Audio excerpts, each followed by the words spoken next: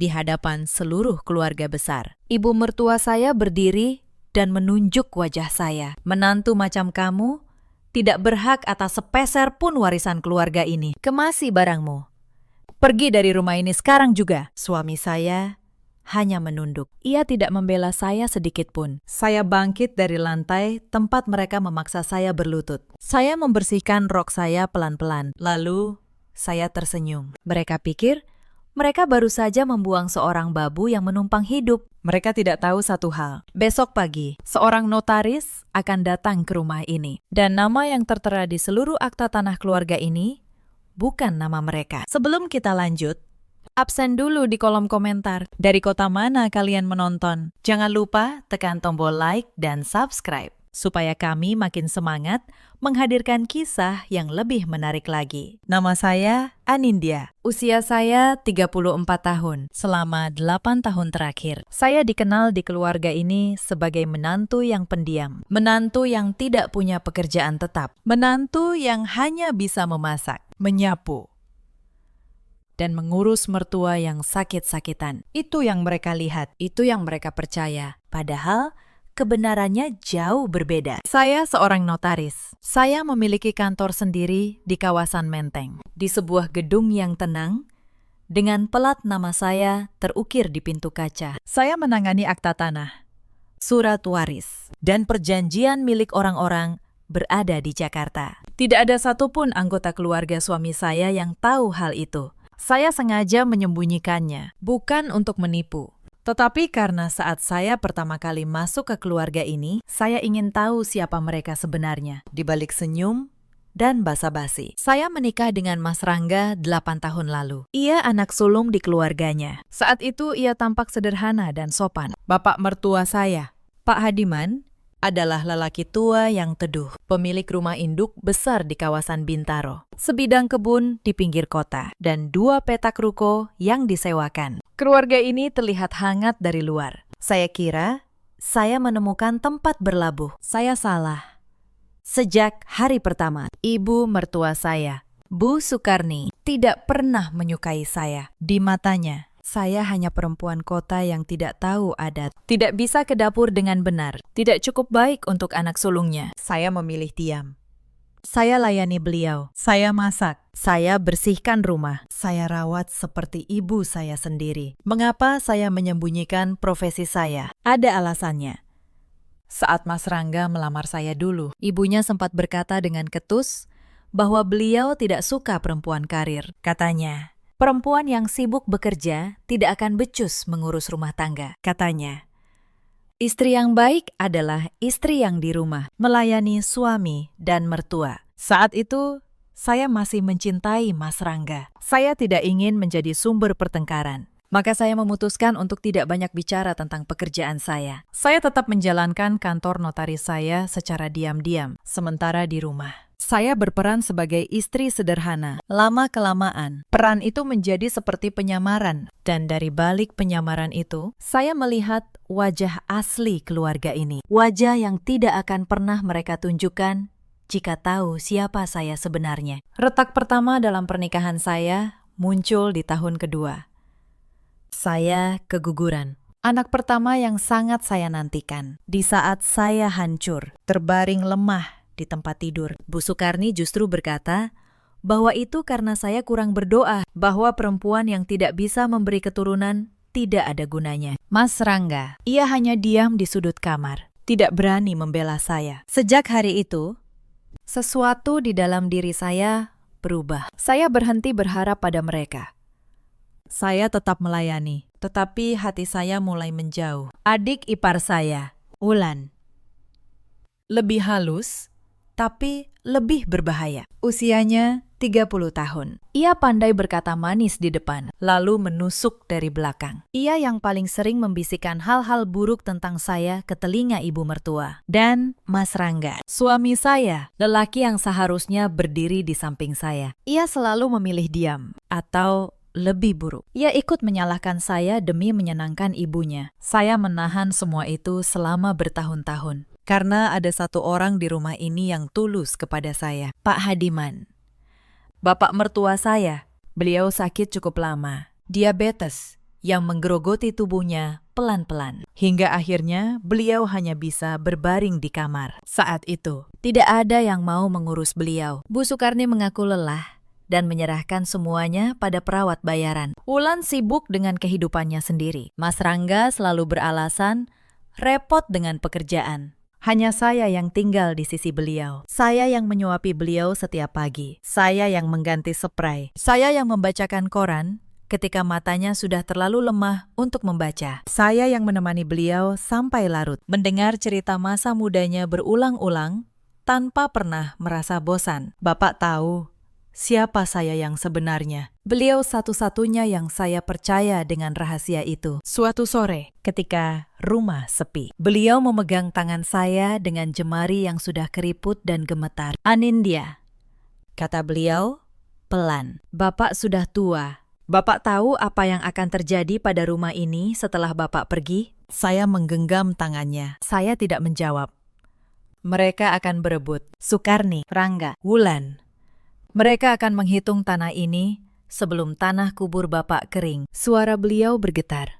Bukan karena takut, tapi karena kecewa. Bapak tidak mau hasil kerja seumur hidup Bapak jatuh ke tangan orang yang serakah. Bapak ingin rumah ini dijaga oleh orang yang punya hati. Saya menatap mata beliau. Saya melihat ada kepercayaan di sana yang tidak pernah saya dapat dari siapapun di rumah ini. Maukah kamu menjaganya? Nah, saat itu saya belum sepenuhnya mengerti apa maksud beliau. Saya hanya mengangguk. Saya berjanji akan menjaga apapun yang beliau percayakan. Beliau tersenyum lega. Untuk pertama kalinya dalam berbulan-bulan, wajah beliau terlihat tenang. Yang tidak saya tahu saat itu, beberapa minggu kemudian, beliau diam-diam memanggil notaris kepercayaannya sendiri ke kamar. Dan beliau menandatangani sesuatu yang akan mengubah segalanya. 3 bulan lalu, Pak Hadiman meninggal dunia dalam tidurnya. Rumah ini dipenuhi tangis. Tetapi saya tahu sebagian dari tangis itu palsu. 40 hari setelah kepergian Bapak, sikap mereka mulai berubah. Dulu mereka masih sungkan karena ada Bapak. Kini penjaga terakhir kesopanan di rumah ini sudah tiada. Pagi itu, saya sedang menyeduh teh di dapur ketika Bu Sukarni masuk dengan langkah berat. Wajahnya tampak tidak senang, seperti biasa. "Anindya," kata beliau. "Mulai hari ini, kamu pindah ke kamar belakang, kamar dekat gudang itu." Saya berhenti menuang. Saya menatap beliau. "Kamar utama yang kamu tempati itu terlalu besar untuk seorang menantu. Wulan akan pindah ke situ. Dia anak kandung. Wajar, dia dapat yang lebih baik." Saya tidak membantah. Saya hanya berkata, "Baik, Bu." Saya angkat barang-barang saya sore itu juga. Kamar dekat gudang itu lembab dan pengap. Tidak ada jendela yang benar. Tetapi saya tidak mengeluh sedikit pun, karena saya sedang menunggu sesuatu. Beberapa hari kemudian, Wulan datang ke kamar saya tanpa mengetuk. Ia berdiri di ambang pintu, melipat tangan di depan dada. "Mbak," katanya dengan nada yang dibuat-buat. "Cincin emas peninggalan almarhumah nenek hilang. Cincin yang disimpan di lemari ibu." Saya menoleh. "Lalu?"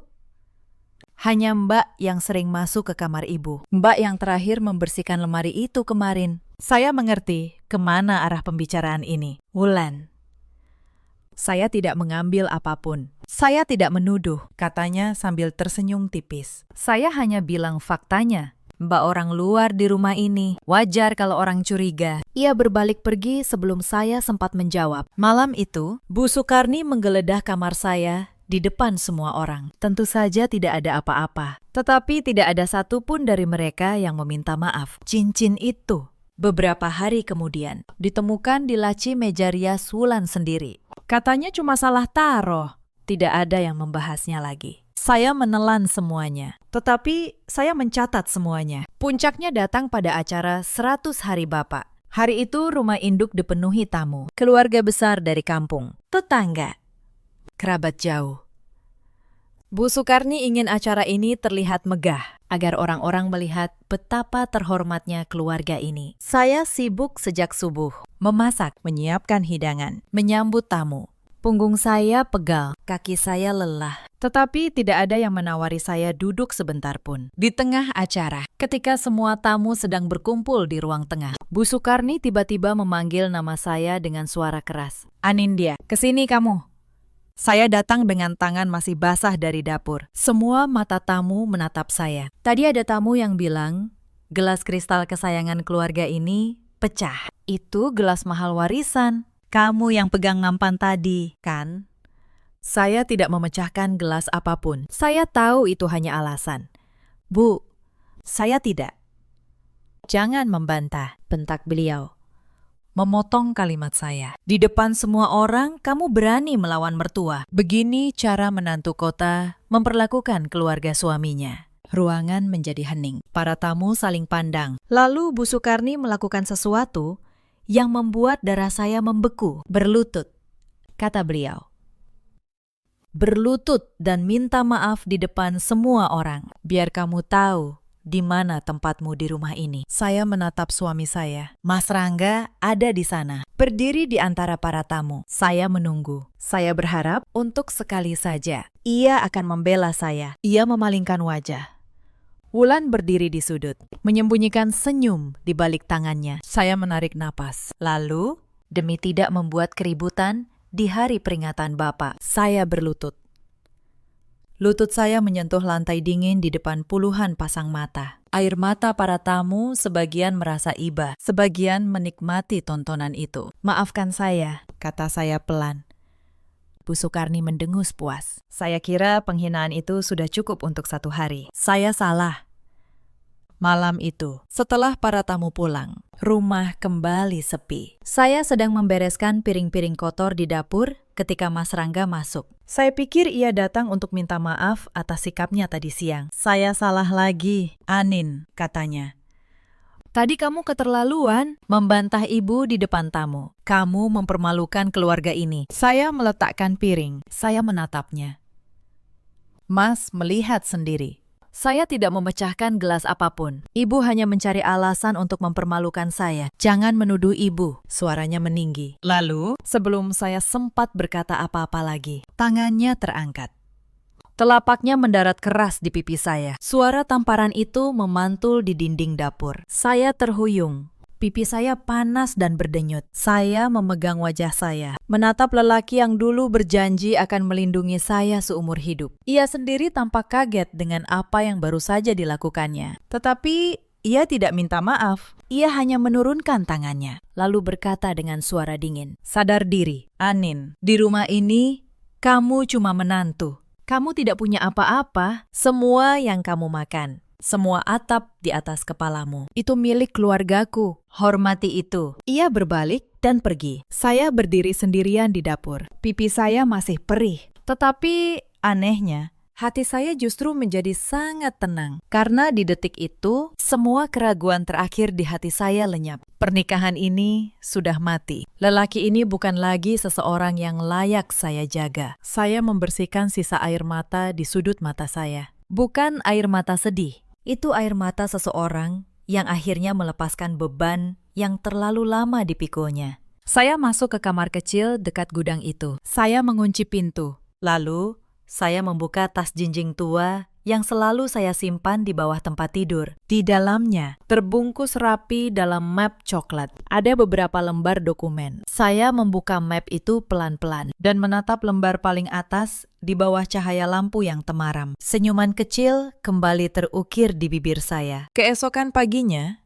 situasi semakin memburuk. Bu Sukarni memanggil saya ke ruang tengah. Wulan dan Mas Rangga sudah duduk di sana. Di atas meja, tergeletak selembar kertas bermaterai. "Anindya," kata Bu Sukarni dengan nada datar, "kami sekeluarga sudah membicarakan ini. Sekarang Bapak sudah tidak ada. Kami akan mengurus pembagian warisan." Saya duduk dengan tenang. "Sebagai menantu, kamu tidak punya hak apapun atas harta keluarga ini. Itu sudah jelas menurut hukum dan menurut adat. Jadi, kami minta kamu menandatangani surat ini." Wulan mendorong kertas itu ke arah saya. Saya membacanya pelan. Itu adalah surat pernyataan pelepasan hak. Isinya menyatakan bahwa saya, Anindya, dengan sukarela melepaskan segala bentuk klaim atas seluruh harta peninggalan Pak Hadiman, termasuk rumah induk, kebun, dan ruko.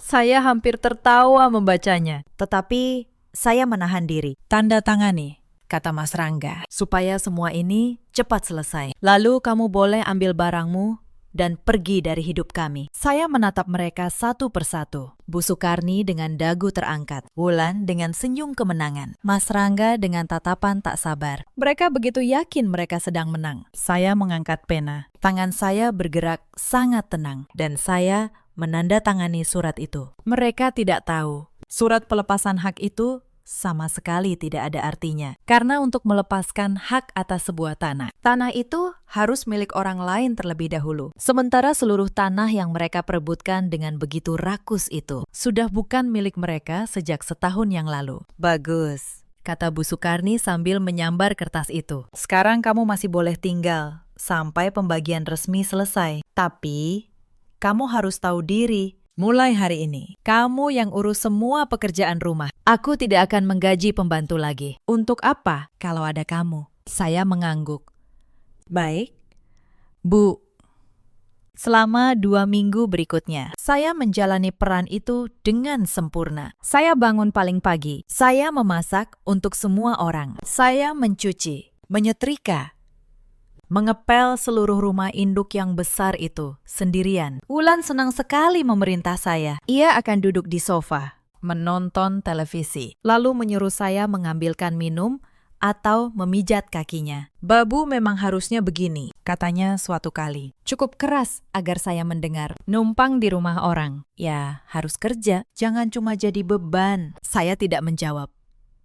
Saya hanya tersenyum dalam hati. Penghinaan demi penghinaan datang silih berganti. Bu Sukarni mulai membatasi makanan saya. Beliau berkata, makanan di rumah ini hanya untuk keluarga inti, bukan untuk menantu yang tidak punya hak waris. Setiap hari, saya memasak makanan lezat untuk mereka. Ayam goreng, rendang, sayur lengkap. Tetapi untuk diri saya sendiri, saya hanya boleh makan sisa. Kadang hanya nasi dengan sedikit kecap. Saya menerimanya tanpa keluhan. Saya bukan tidak mampu membeli makanan. Dengan penghasilan saya bisa makan di restoran manapun di Jakarta. Tetapi saya ingin melihat sampai sejauh mana kekejaman mereka. Dan kekejaman itu ternyata belum mencapai dasarnya. Suatu malam, Bu Sukarni memanggil saya ke ruang tengah. Beliau memegang secari kertas penuh angka. Anindya, kata beliau. Aku sudah menghitung. Selama 8 tahun kamu tinggal di rumah ini. Kamu makan. Kamu pakai listrik. Kamu pakai air. Semua itu ada harganya. Saya menatap kertas itu. Beliau benar-benar menghitung biaya hidup saya selama 8 tahun. Lengkap dengan bunga. Totalnya 200 juta, kata beliau. Sebelum kamu pergi dari rumah ini, kamu harus melunasi ini. Anggap saja sebagai tanda terima kasih karena keluarga ini sudah menampungmu selama bertahun-tahun. Saya hampir tertawa. Mereka memperlakukan saya seperti benalu yang harus membayar untuk numpang di rumah yang justru sudah menjadi milik saya. Kalau saya tidak punya uang sebanyak itu, Bu, tanya saya pura-pura cemas. Ya kerja, sahut Wulan dari sofa. Jadi pembantu di rumah orang atau jual saja ginjalmu. Itu urusanmu. Yang jelas, kamu tidak boleh pergi sebelum lunas. Mas Rangga, suami saya, hanya duduk diam menonton televisi. Seolah perempuan yang sedang ditagih 200 juta itu bukan istrinya. Saya menundukkan kepala, berpura-pura pasrah. Baik, Bu, saya akan usahakan. Dalam hati, saya mencatat satu lagi. Daftar dosa mereka semakin panjang dan semakin dekat hari pembalasannya. Beberapa hari kemudian, Wulan mengundang teman-temannya ke rumah. Perempuan-perempuan muda yang suka memamerkan kekayaan. Mereka duduk di ruang tamu, tertawa-tawa sambil minum kopi yang saya buatkan. Anin, panggil Wulan dengan nada memerintah. Bersihkan meja ini. Lalu bawakan kue lagi. Jangan lama-lama. Saya datang membawa nampan. Salah satu teman Wulan menatap saya dari atas ke bawah. Wulan, ini siapa? Pembantu baru, tanyanya. Wulan tertawa keras. Bukan pembantu, ini kakak iparku, istri kakakku. Tapi ya, fungsinya memang seperti pembantu. Numpang di rumah kami. Jadi, ya harus kerja. Kasihan dari keluarga miskin, tidak punya apa-apa. Teman-temannya ikut tertawa. Beberapa menatap saya dengan pandangan merendahkan. Saya berdiri di sana, memegang nampan. Mendengar diri saya dihina di depan orang asing. Wajah saya tetap datar. Tetapi dalam hati, saya mencatat hari itu juga. Sudah. Sana ke dapur, kata Wulan sambil mengibaskan tangannya, seolah mengusir lalat. Saya kembali ke dapur dengan langkah tenang. Saya tidak menangis. Air mata saya sudah lama habis untuk orang-orang ini. Malam itu, saya membuka kembali map coklat di kamar saya. Saya menatap surat wasiat tulisan tangan Bapak. Saya teringat hari-hari terakhir beliau. Saya ingat bagaimana beliau dengan tubuh yang sudah sangat lemah masih sempat menggenggam tangan saya dan berkata, "Anindya, kamu satu-satunya cahaya di rumah yang gelap ini." Saya ingat malam-malam panjang ketika beliau tidak bisa tidur karena sakit. Dan saya duduk di samping ranjangnya, mengusap punggungnya hingga subuh. Sementara di kamar-kamar lain, anak-anak kandungnya tidur nyenyak, tidak peduli.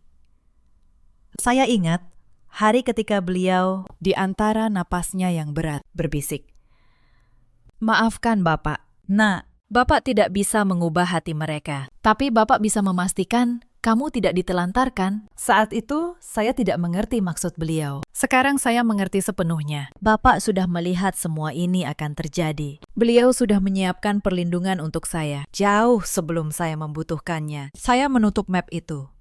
Kesabaran saya bukan tanpa batas. Tetapi saya tahu balasan yang paling telak adalah balasan yang datang pada waktu yang tepat. Dan waktu itu semakin dekat. Karena setiap malam setelah semua orang tidur, saya masuk ke kamar kecil saya, mengunci pintu, dan menelpon satu orang, Pak Tirta, notaris senior, sahabat sekaligus rekan kerja saya selama bertahun-tahun. Satu-satunya orang di luar rumah ini yang tahu seluruh rencana saya. "Anin," kata Pak Tirta di ujung telepon malam itu. Suaranya hangat tapi prihatin. "Aku sudah lihat akta-akta yang dititipkan almarhum Pak Hadiman setahun lalu. Semuanya sah.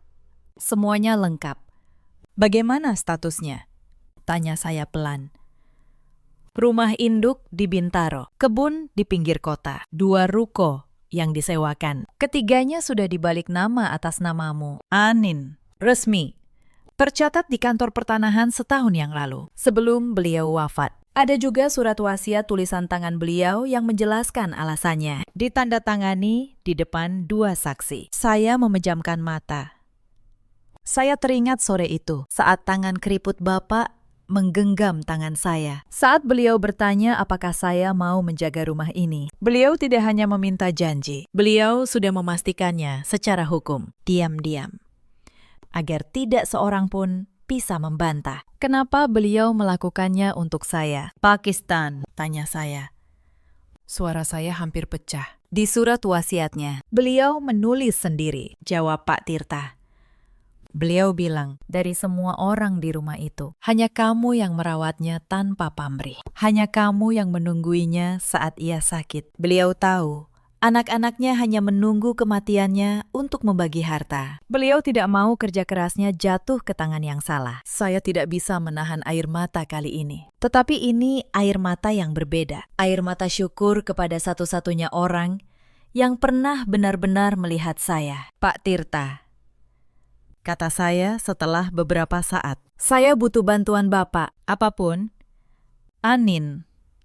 Mereka berencana mengadakan pembagian warisan resmi minggu depan. Mereka akan memanggil seluruh keluarga besar untuk menyaksikan. Mereka bahkan sudah mencari pembeli untuk rumah induk ini. Mereka mau menjualnya. Saya mendengar Pak Tirta menarik napas. Mereka mau menjual tanah yang bukan milik mereka, katanya. "Benar," kata saya. "Saya ingin Bapak datang ke acara itu, membawa semua dokumen aslinya. Saya ingin semuanya terbongkar di depan seluruh keluarga besar. Pada hari yang sama, saat mereka berpikir mereka menang." "Kamu yakin, Anin?" "Setelah ini, tidak ada jalan kembali. Saya menatap dinding kamar kecil yang pengap itu. Saya teringat lutut saya yang menyentuh lantai dingin di depan puluhan tamu. Saya teringat tamparan di pipi saya. Saya teringat kata babu yang dilemparkan Wulan berulang-ulang. Saya yakin. Pakistan, kata saya. Sudah waktunya rumah ini kembali ke pemilik yang dipercaya menjaganya. Beberapa hari sebelum acara, saya mendengar pembicaraan yang menguatkan keputusan saya. Saya sedang menyetrika di ruang belakang ketika suara Wulan dan ibunya terdengar dari ruang tengah. Mereka tidak tahu saya ada di dekat situ. Bu, pembeli rumah ini sudah deal, kata Wulan dengan suara bersemangat. 3 miliar. Mereka mau bayar tunai. Kita tinggal urus surat-suratnya setelah pembagian resmi minggu depan. Bagus, jawab Bu Sukarni. Uangnya kita bagi 3. Aku, kamu, dan Rangga. Si Anindya tidak usah dikasih sepeser pun. Dia sudah teken surat pelepasan, kan? Sudah. Bu, dia bodoh sekali. Langsung teken tanpa baca benar. Wulan tertawa. Dasar babu. Setelah uang cair, kita usir dia. Biar dia tahu rasanya jadi orang miskin yang tidak punya apa-apa. Untung bapakmu sudah tidak ada, kata Bu Sukarni. Kalau beliau masih hidup, pasti rewel soal si Anindya. Beliau itu terlalu sayang sama menantu tidak tahu diri itu. Saya berdiri di balik dinding. Setrika masih di tangan saya. Saya mendengar setiap kata. Mereka menjual kenangan suami mereka, ayah mereka, demi 3 miliar rupiah. Mereka bahkan tidak menunggu 100 hari berlalu dengan layak. Saya tidak marah, saya justru merasa lega. Karena mereka baru saja menggali kuburan mereka sendiri, semakin dalam, dengan tangan mereka sendiri. Saya kembali menyetrika dengan tenang. Hanya beberapa hari lagi, 2 hari sebelum acara, terjadi sesuatu yang membuat amarah saya hampir meledak. Saya pulang dari membeli kebutuhan dapur, dan menemukan Wulan sedang membongkar kamar bekas bapak. Ia melempar barang-barang almarhum ke dalam kardus dengan kasar. Buku-buku tua beliau, kacamata baca, bahkan foto-foto lama. Mau diapakan barang-barang bapak? Tanya saya. Dibuang, jawab Wulan tanpa menoleh. Sudah tidak berguna. Kamar ini mau aku jadikan ruang rias. Barang orang mati cuma bikin sumpek. Saya melihat sebuah jam tangan tua di antara barang yang akan dibuang. Jam tangan yang dulu sering dipakai bapak. Beliau pernah bercerita, itu pemberian istrinya saat mereka muda. Saya mengambil jam itu. Yang ini biar saya simpan. Wulan merebutnya dari tangan saya. Buat apa? Mau, kamu jual. Dasar matre. Memang dari dulu kamu cuma mengincar harta keluarga ini, kan? Kata-kata itu dari mulut perempuan yang 2 hari lagi berencana menjual rumah ayahnya seharga 3 miliar. Terasa begitu ironis. Saya menatapnya tenang. Simpan saja kalau begitu. Tapi suatu hari, kamu akan menyesal sudah membuang kenangan ayahmu semudah ini. Wulan tertawa mengejek. Menyesal? Untuk apa? Yang penting, uangnya. Sudah. Sana ke dapur. Bukan urusanmu. Saya berbalik pergi. Tetapi sebelumnya, saya sempat menyelamatkan beberapa foto bapak yang terjatuh ke lantai. Memasukkannya diam-diam ke saku daster saya. Malam itu, saya menatap foto-foto itu di kamar kecil saya. Wajah bapak yang teduh tersenyum di sana. Saya berbisik pelan. Sebentar lagi, Pakistan. Sebentar lagi semuanya selesai. Dan saya akan menjaga kenangan bapak. Seperti janji saya. Saya kembali menelpon Pak Tirta untuk memastikan semua dokumen siap. Beliau meyakinkan saya bahwa tidak ada satu celah pun yang bisa mereka gunakan untuk melawan. Saya menutup telepon, lalu memejamkan mata. Besok, lusa. Topeng yang saya kenakan selama 8 tahun, akhirnya akan saya lepas. Hari pembagian warisan akhirnya tiba. Rumah induk di Bintaro itu dipenuhi orang sejak pagi. Bu Sukarni mengundang seluruh keluarga besar. Paman, bibi, sepupu, kerabat dari kampung. Beliau ingin pembagian ini disaksikan banyak orang, supaya tampak sah dan terhormat. Ruang tengah ditata seperti acara resmi. Kursi-kursi disusun rapi. Di meja depan tergeletak map-map berisi rencana pembagian yang sudah disusun Wulan. Saya, seperti biasa, ada di dapur, menyiapkan minuman dan kue untuk para tamu. mengenakan daster sederhana, rambut diikat asal, persis seperti yang mereka harapkan dari seorang babu. Tidak ada yang menyangka apa yang akan terjadi. Sekitar pukul 10, Bu Sukarni berdiri di depan ruangan dan memulai acara. "Terima kasih semua sudah datang," kata beliau dengan suara penuh wibawa yang dibuat-buat. "Hari ini kita berkumpul untuk membagi warisan almarhum suami saya, Pak Hadiman.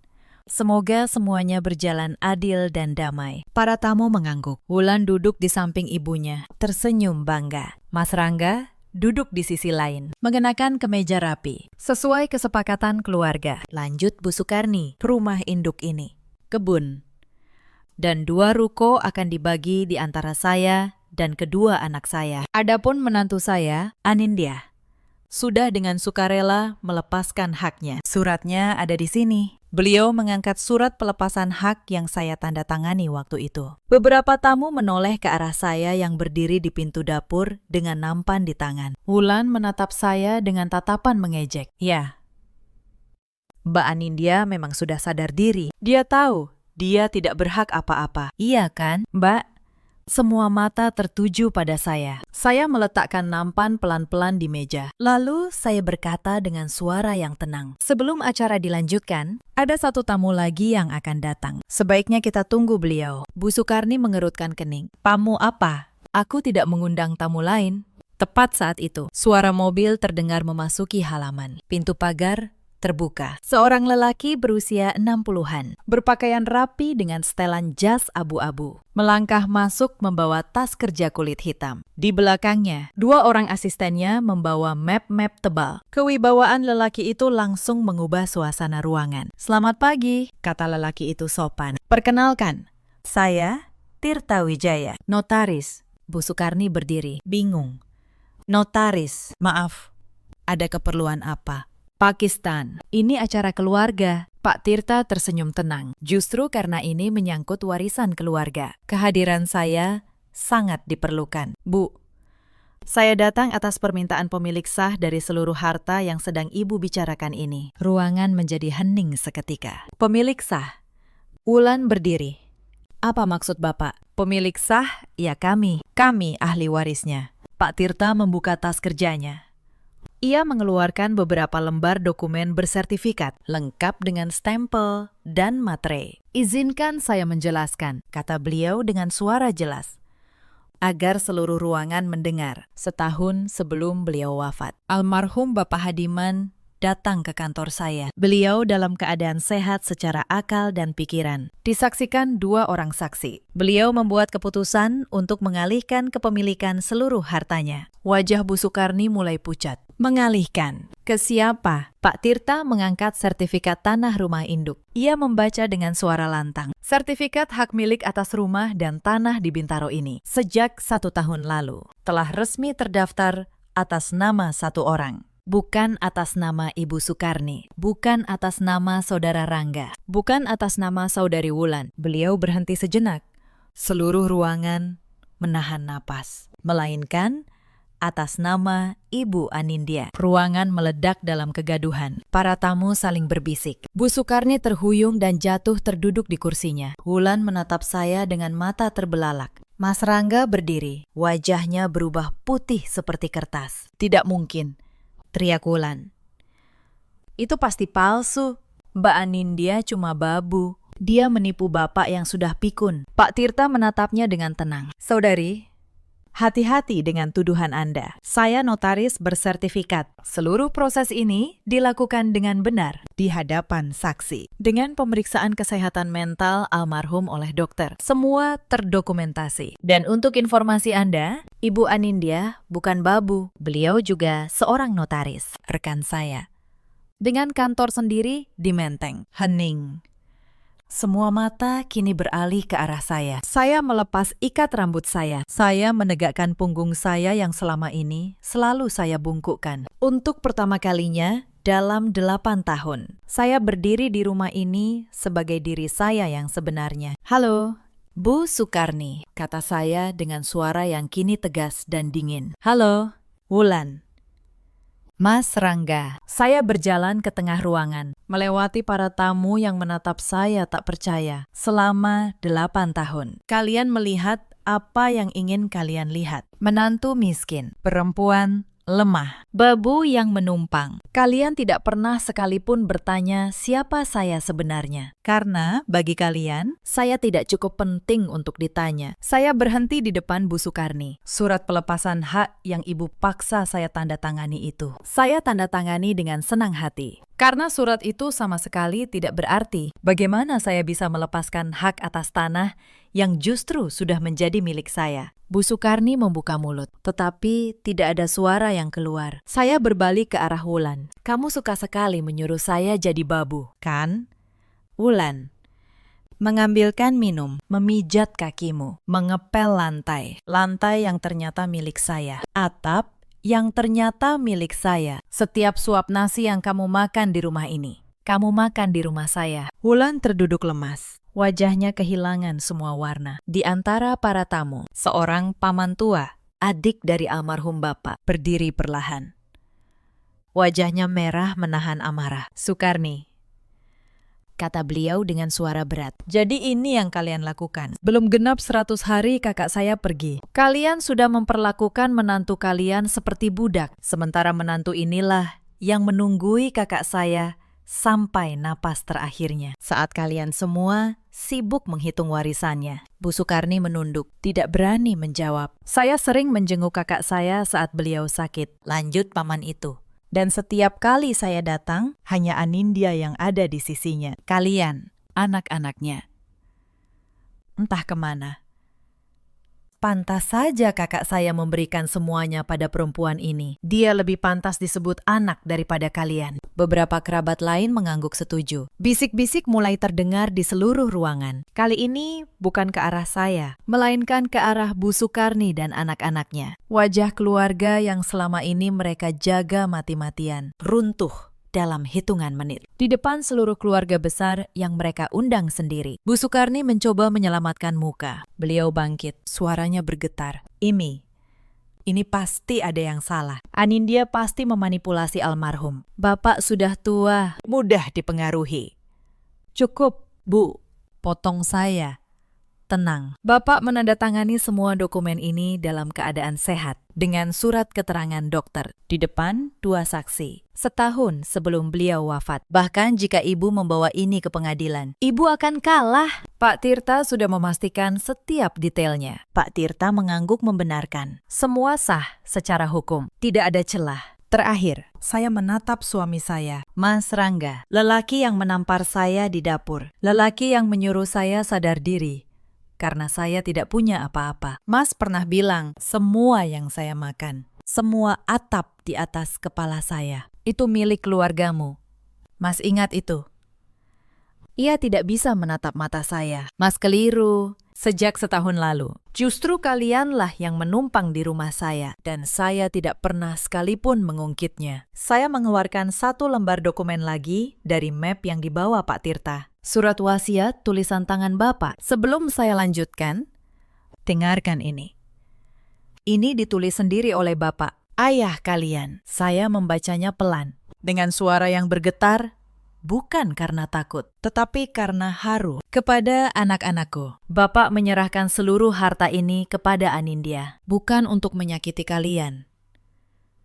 Tetapi karena selama Bapak sakit, hanya dia yang menungguiku. Hanya dia yang menyuapiku, membersihkanku, dan duduk di sampingku saat kalian sibuk dengan urusan kalian sendiri. Harta diberikan kepada yang berhati. Bapak harap suatu hari kalian mengerti. Ruangan benar-benar sunyi. Beberapa kerabat dari kampung mulai menundukkan kepala. Beberapa menatap Bu Sukarni dan anak-anaknya dengan pandangan jijik. Bu Sukarni menangis. Tetapi kali ini tidak ada yang menghiburnya. Anindya, kata beliau dengan suara serak. Tolong, kami keluargamu. Jangan lakukan ini pada kami. Kami minta maaf. Saya menatap beliau cukup lama. Ibu tahu kapan saya paling ingin mendengar kata maaf itu? Saat saya berlutut di lantai ini, di depan puluhan tamu. Untuk kesalahan yang tidak saya lakukan. Saat suami saya menampar saya di dapur. Saat Wulan memanggil saya babu, di rumah saya sendiri. Tapi saat itu tidak ada satupun dari kalian yang peduli. Saya berjalan ke arah pintu, lalu berbalik. Sebagai pemilik sah rumah ini, saya minta kalian semua mengosongkannya dalam waktu 3 hari. Kebun dan ruko juga bukan milik kalian. Penjualan rumah yang kalian rencanakan dengan pembeli itu batal demi hukum. Karena kalian menjual sesuatu yang bukan milik kalian. Pak Tirta akan mengurus semua dokumennya. Kamu tidak bisa mengusir kami, Wulan berteriak. Putus asa. Kami akan menuntutmu. Pak Tirta menjawab dengan tenang. Silakan. Saudari, tetapi saya sarankan Anda berkonsultasi dengan pengacara terlebih dahulu. Semua dokumen ini sah dan kuat secara hukum. Justru, percobaan menjual properti milik orang lain tanpa hak bisa menjadi masalah pidana bagi Anda. Wulan terdiam. Akhirnya mengerti bahwa tidak ada celah untuk melawan. Saya berdiri di tengah ruangan itu, menatap mereka satu persatu untuk terakhir kalinya. Bu Sukarni yang dulu begitu angkuh, kini terduduk dengan bahu yang ngerosot. Wulan yang dulu memanggil saya Babu, kini tak berani mengangkat wajahnya. Mas Rangga yang dulu menampar saya, kini tampak seperti lelaki yang kehilangan segalanya. Anehnya, di puncak kemenangan ini, saya tidak merasa puas seperti yang saya bayangkan. Yang saya rasakan justru kelelahan. Kelelahan 8 tahun yang akhirnya bisa saya lepaskan. Saya tidak pernah membenci kalian, kata saya pelan. Dan itu adalah kebenaran. Saya hanya berhenti membiarkan kalian menyakiti saya. Itu berbeda. Saya menoleh pada para kerabat yang masih duduk membisu. Terima kasih sudah datang. Maaf, acara hari ini tidak seperti yang kalian harapkan. Tetapi mungkin ini pelajaran untuk kita semua, bahwa kebaikan dan kekejaman, keduanya selalu kembali kepada pelakunya. Beberapa kerabat mengangguk. Seorang bibi tua menghampiri saya, menggenggam tangan saya, dan berbisik. Almarhum pasti bangga padamu. Nah, air mata hampir jatuh dari mata saya, tetapi saya menahannya. Belum saatnya. Saya tidak tinggal lebih lama. Saya tidak perlu melihat tangis mereka lebih jauh. Saya naik ke kamar kecil dekat gudang itu. Kamar tempat mereka membuang saya. Saya mengambil tas saya. Tidak banyak yang saya bawa. Hanya beberapa pakaian dan map coklat berisi dokumen-dokumen itu. Saat saya melangkah keluar dari rumah induk, matahari siang terasa hangat di wajah saya. Untuk pertama kalinya dalam 8 tahun, saya bernapas dengan lega. Di halaman, mobil Pak Tirta sudah menunggu. Kamu baik-baik saja, Anin? Tanya beliau. Saya tersenyum. Lebih baik dari yang pernah saya rasakan. Pakistan, saya menatap rumah induk itu untuk terakhir kalinya. Rumah yang menjadi milik saya, tetapi tidak lagi ingin saya tinggali. Terlalu banyak luka di dalamnya. Pak Tirta, kata saya ingin menjual kebun dan 1 ruko. Hasilnya saya mau pakai untuk membangun panti jompo kecil. Tempat yang layak untuk orang-orang tua yang ditinggalkan anak-anaknya. Seperti Bapak. Pak Tirta menatap saya, lalu tersenyum bangga. Almarhum pasti akan sangat bahagia mendengarnya. Mobil mulai bergerak meninggalkan halaman. 3 hari kemudian, mereka benar-benar harus mengosongkan rumah induk. Saya tidak datang menyaksikannya. Pak Tirta yang menceritakan semuanya kepada saya. Bu Sukarni dan Wulan pindah ke rumah kontrakan kecil di pinggiran. Uang tabungan mereka tidak banyak, karena selama ini mereka hidup mewah dari hasil sewa ruko dan kebun. Kini sumber penghasilan itu sudah tidak ada lagi. Wulan, yang dulu suka memamerkan tas dan perhiasan mahal, kini harus menjual barang-barangnya satu persatu untuk bertahan hidup.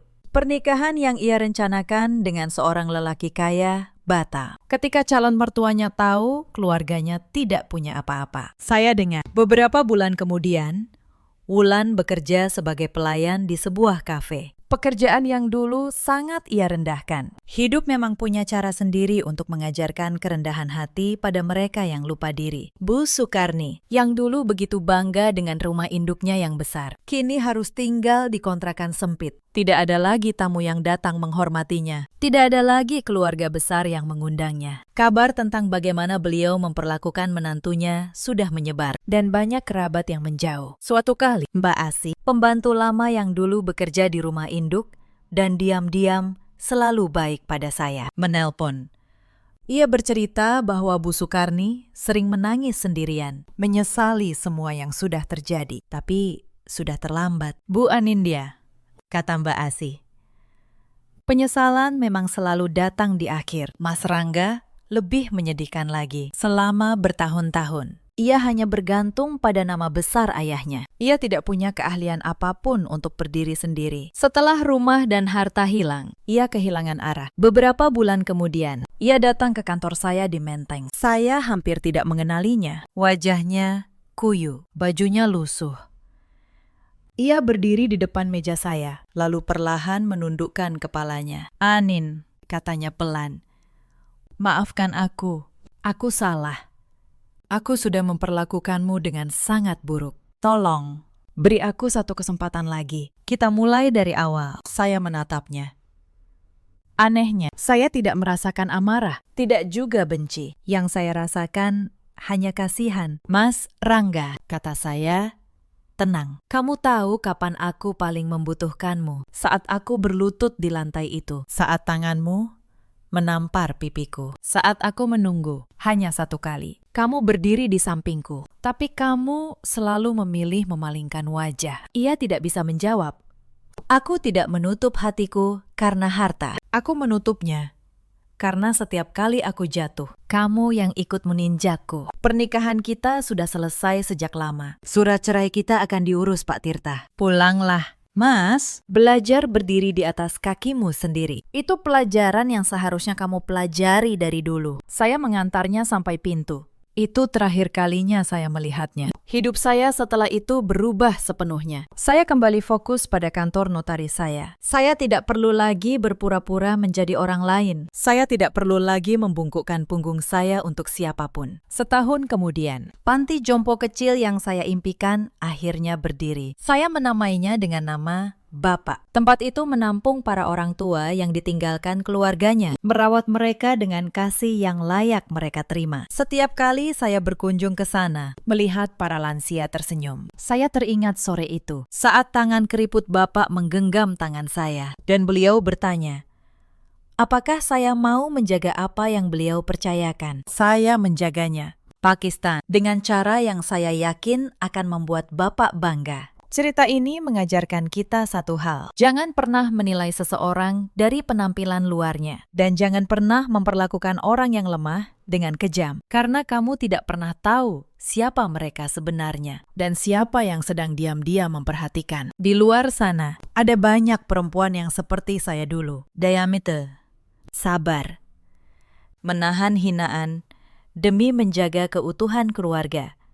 Yang sebenarnya sudah lama retak. Untuk kalian, ingatlah bahwa kesabaran bukan berarti kelemahan. Kadang, diam adalah cara orang kuat menyiapkan langkahnya. Ada juga banyak suami seperti Mas Rangga di luar sana. Lelaki yang memilih menyenangkan ibunya daripada melindungi istrinya, yang baru menyadari nilai seseorang setelah kehilangannya. Dan ada pula para mertua seperti Bu Sukarni, yang lupa bahwa menantu juga manusia yang juga bisa lelah, bisa terluka, dan suatu hari bisa pergi. Bapak Hadiman mengajarkan saya hal yang paling berharga, bahwa harta sejati bukanlah tanah atau rumah. Harta sejati adalah hati yang tulus, yang pada akhirnya selalu menemukan jalannya untuk dihargai. Dalam hidup, kita selalu punya pilihan. Memilih menjadi serakah, atau memilih menjadi tulus. Memilih menginjak yang lemah, atau memilih merawat mereka. Setiap pilihan punya akibatnya sendiri. Ceritakan kisah kalian di kolom komentar. Apakah kalian pernah merasakan diremehkan oleh keluarga sendiri? Bagaimana kalian melewatinya? Terima kasih sudah menemani sampai akhir.